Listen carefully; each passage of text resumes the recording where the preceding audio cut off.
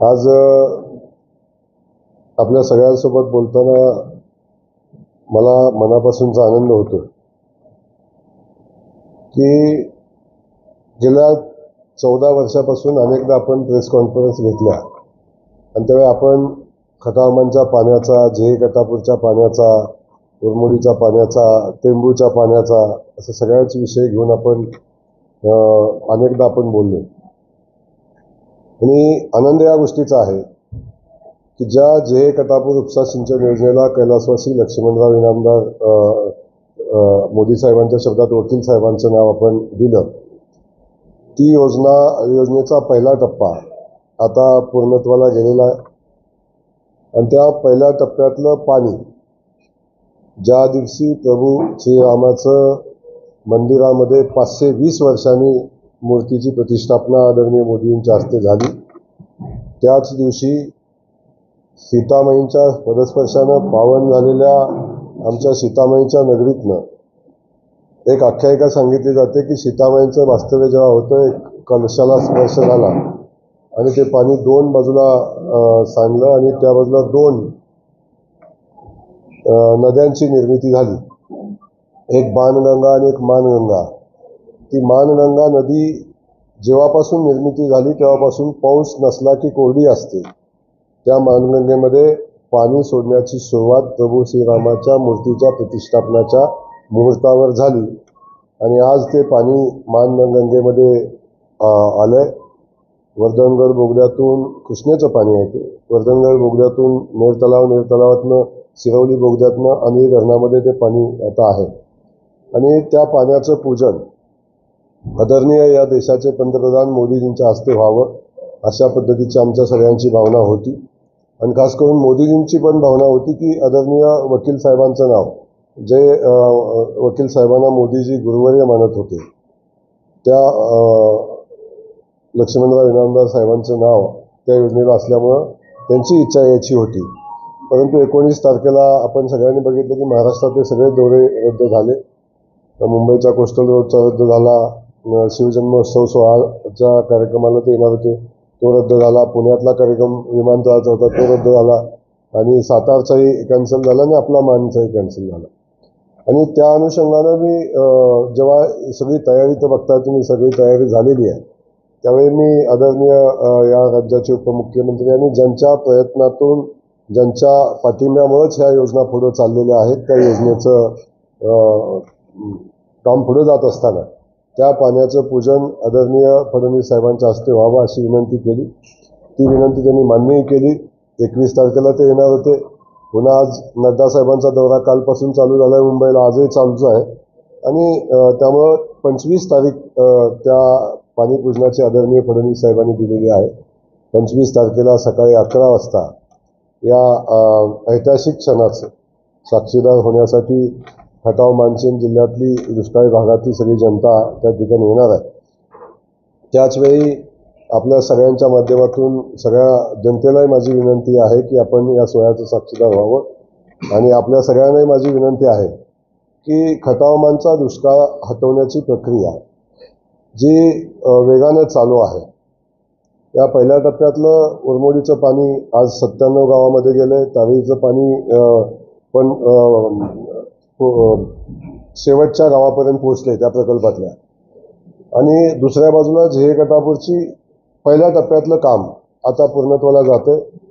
तेच काम मध्यंतरी फडणवीस साहेब आले होते, आंध्री धरणातनं पाणी लिफ्ट करून आपण 32 गावाला देतोय, तेही पाणी योजना वेगानं चालू आहे आणि त्याचंही काम अंतिम टप्प्यामध्ये आलंय.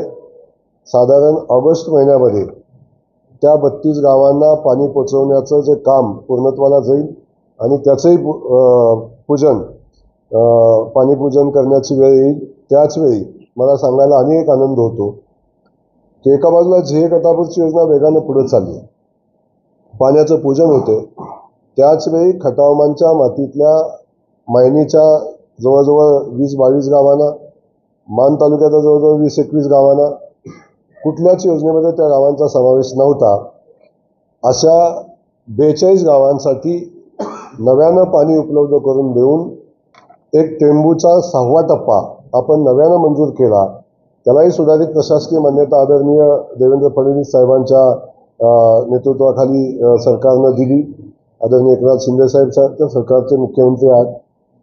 पाण्याचं फेरवाटप करून 2.5 TMC पाणी मिळालं, पण त्याचा पुढचा टप्पा सुधारित प्रशासकीय मान्यताही झाली.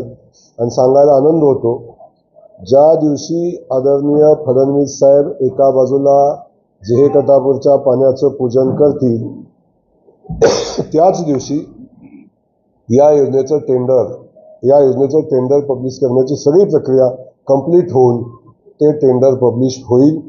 आणि साधारण जुलै महिन्याच्या शेवटी किंवा ऑगस्टमध्ये च्या पहिल्या आठवड्यात जे आमचे काळेल पत्रकार मागे आहेत, त्यांच्या गावाला पाणी देण्यासाठी जी योजना आम्ही तयार केलेली आहे, त्या योजनेचं प्रत्यक्षात भूमिपूजन होईल.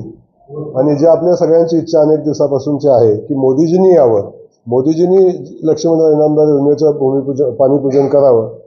कदाचित ते पाणी जे आहे आता आंधळी धरणातून आपण लिफ्ट करून देतोय ते काम आणि ह्याचं भूमिपूजन हे कदाचित मोदींच्या हस्ते होणं असावं असं मला वाटतं. त्यामुळे ते त्यावेळी होईल.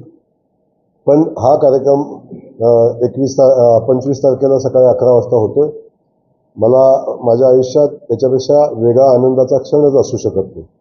म्हणजे मानच्या जनतेचा आहे आणि लक्ष्यपूर्तीच्या दृष्टीनं, दुष्काळ हटवण्याच्या दृष्टीनं दुसरं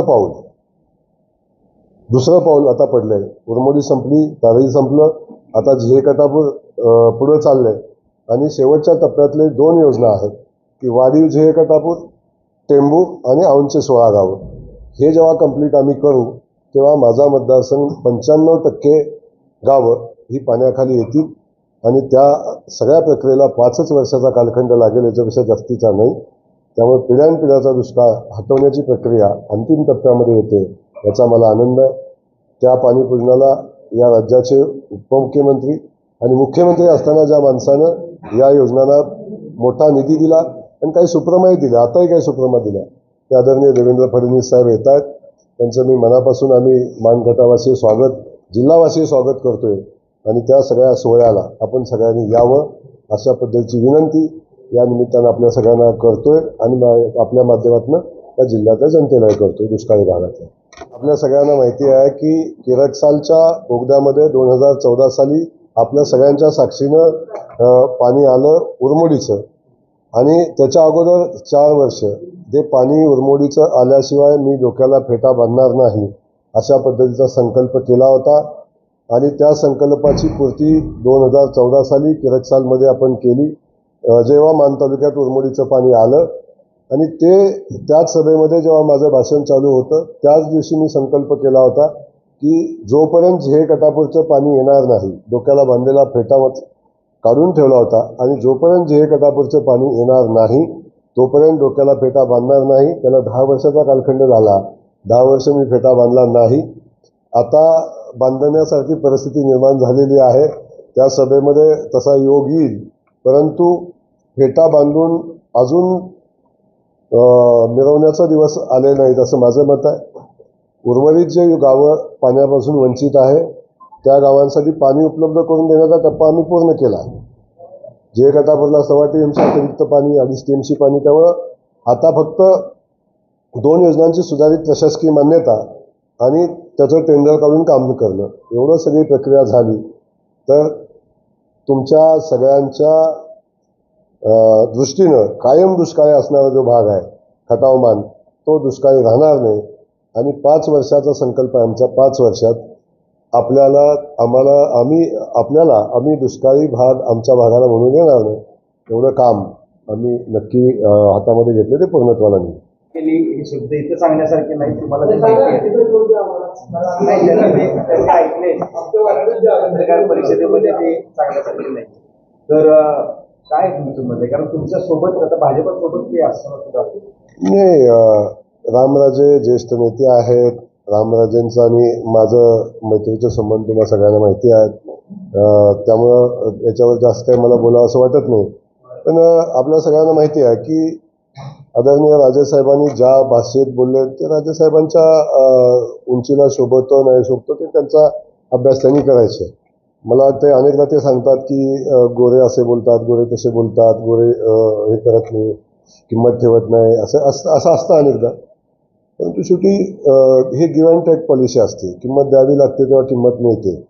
त्यामुळं त्यांनी ज्या पद्धतीनं त्यांची भूमिका मांडलेली आहे, कदाचित मी तुमच्यासमोर भूमिका मांडण्यापेक्षा मी फलटणला जाऊन ती भूमिका माझी मांडेन. अजिबात चिंता करू नका.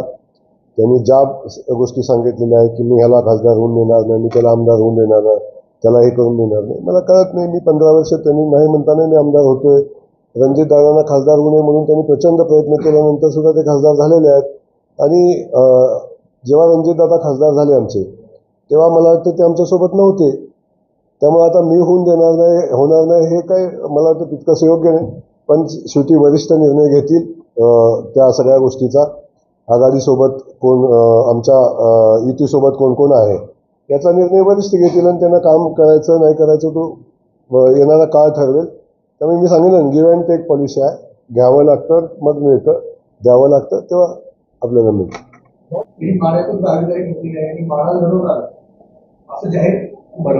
अहो काळेल साहेब, आता तुम्हाला वाटत नाही का खासदार व्हावं? वाटतं का नाही? तुम्हाला जर खासदार व्हायची तुमची इच्छा आहे, त्यामुळे ऐका ना, जानकर साहेबांची खासदार व्हायची इच्छा असणं साहजिक आहे. आता युतीचे लोक आहेत, युतीमध्ये त्याचा बसतील, ते आमच्या युतीमधला एक घटक पक्ष आहे, ते राष्ट्रीय नेते पण आहेत. त्यामुळे ते राष्ट्रीय लेवलचा विषय आहे, राज्य लेवलचा विषय आहे, ते बसून मार्ग काढतील आणि त्याच्यावर मार्ग निघेल. प्रभाकर देशमुख, अभय जगताप, हरीशील मोठे पाटील, त्यानंतर अनिल मोहन देसाई असे बरेच मंडळी होती. जानकर साहेब तिथे होते. हे यांची वज्रमूठ झाली म्हणायचं का हे आगामी निवडणुकीत काय संकेत येतात? मला काय कळत नाही. एखाद्या लग्नात सगळे नेते एकत्र आले म्हणजे काय असं अशा वज्रमुठी ज्या आहेत त्या राजकीय वज्रमुठी नव्हत्या. तिथं क्रिकेट खेळत होते, क्रिकेटमधली वज्रमुठ होती. त्यामुळे ते राजकीय वज्रमुठ जेव्हा होईल तेव्हा आपण विचार करू. आणि आपण सांगितलं ना तुम्हाला की भारतीय जनता पार्टी या निवडणुका लढण्यासाठी सक्षम आहे. आपल्या सगळ्या सहकारी पक्षांना सोबत घेऊन भारतीय जनता पार्टी निवडणूक लढेल आणि जिंकेल. आज देश मोदीजींच्या सोबत आहे, राज्य भारतीय जनता पक्षासोबत आहे, आदरणीय फडणवीस साहेबांच्या सोबत आहे. आम्ही ज्या युतीचं सरकार चालवतो, आदरणीय एकनाथ शिंदे साहेबांच्या नेतृत्वाखाली आम्ही काम करतोय. त्यामुळे मला वाटत नाही की तुम्ही जे काय म्हणताय, तुम्हाला जे अपेक्षित आहे, तुम्ही पाण्यात देव घालून बसला असेल कुणी आणि, तर तसं काही घडणार नाही. माढ्याचा खासदार हा भारतीय जनता पक्षाचाच होणार आणि सातारचा खासदार हा भारतीय जनता पक्षाचाच होणार. त्याच्यामध्ये कुठलीही शंका आपण मनामध्ये ठेवू नका. त्यामुळं माझी आपल्याला विनंती आहे की आपल्या सगळ्यांच्या आशीर्वादानं आम्ही सगळेजण भारतीय जनता पक्षाचे कार्यकर्ते आहेत, ताकदीनं पुढे जाऊ. आपण मिठाचे खडे थोडे कमी करावेत आता आणि सगळ्यांनी आम्हाला मदत करावी. हे समजून घ्या ना, मी भारतीय जनता पक्षाचा कार्यकर्ता, माझा क्लेम शेवटपर्यंत राहणार. त्यामुळे तुम्ही आता त्याला युतीत संघर्ष असा स्वरूप द्यायचं काही कारण नाही. मी भारतीय जनता पक्षाचा कार्यकर्ता आहे आणि हा मतदारसंघ आदरणीय उदयनसिंह महाराजांनी भारतीय जनता पक्षाच्या चिन्हावर लढवलेला आहे. त्यामुळे आमची मागणी आहे की आमचा मतदारसंघ आम्हाला राहिला पाहिजे. याच्याविषयी वेगळा काय विषय? तर तुम्ही बिलकुल तो विषय कॉन्ट्रोवर्शियल नाही. कराडच्या सभेमध्ये तुमचे काही वक्तव्य असं चर्चेत आलं होतं की अतुल बाबांनाच खासदार व्हावं अशी इच्छा. मला तुम्हाला आपल्याला एक गोष्ट सांगायची आहे. माझं जर संपूर्ण भाषण आपण ऐकलं असेल तर त्या भाषणामध्ये मी क्लिअर सांगितलेलं आहे की अतुल बाबांनी खासदार व्हावं अशी आमची इच्छा होती. बाबांनी नाही म्हणून सांगितलेलं आहे. आणि खासदारकीचा उमेदवार निवडायचा अधिकार हा कुठल्याही परिस्थितीत आमच्या इथल्या जिल्हा स्तराच्या नेत्याला, राज्यस्तरावरच्या नेत्याला कुणालाही नाही. तो देश पातळीवरच्या आमच्या कमिटीला तो अधिकार आहे. तो कमिटी त्याचा निर्णय घेईल. अतुल बाबांच्या दृष्टीनं तो विषय संपलेला आहे. हे भाषण माझं ऑन द रेकॉर्ड आहे. आपण जर बघितलं असेल, किंबहुना ज्या माझ्या सहकाऱ्यांनी बातम्या लावल्या त्यांनी सुद्धा सांगितलं होतं की बाबांचा आता विषय संपलेला आहे. हे त्यांच्याच टीव्हीवर दिसत होतं. माझ्या भाषणाचं वाक्यही तिथं दिसत होती. असं असताना जर आता कॉन्ट्रोवर्सीज निर्माण करायची असेल तर मला वाटतं ते योग्य नाही. आणि माझा क्लिअर म्हणणं आहे की भारतीय जनता पार्टीला ही जागा सुटली पाहिजे. भारतीय जनता पक्षाच्या दुसऱ्या कुठल्याही नेत्यापेक्षा माझा सगळ्यात मजबूत दावा आहे मजबूत आग्रह आहे, ही जागा भारतीय जनता पक्षालाच मिळाली पाहिजे. भारतीय जनता पक्ष हा ही जागा लढवण्यासाठी सक्षम आहे. जे देईल माझ्या मनातला उमेदवार जो आहे तो मी माझ्या पक्षाला कळवेन. पक्ष त्याच्यावर निर्णय घेईल, चिंता करू नका.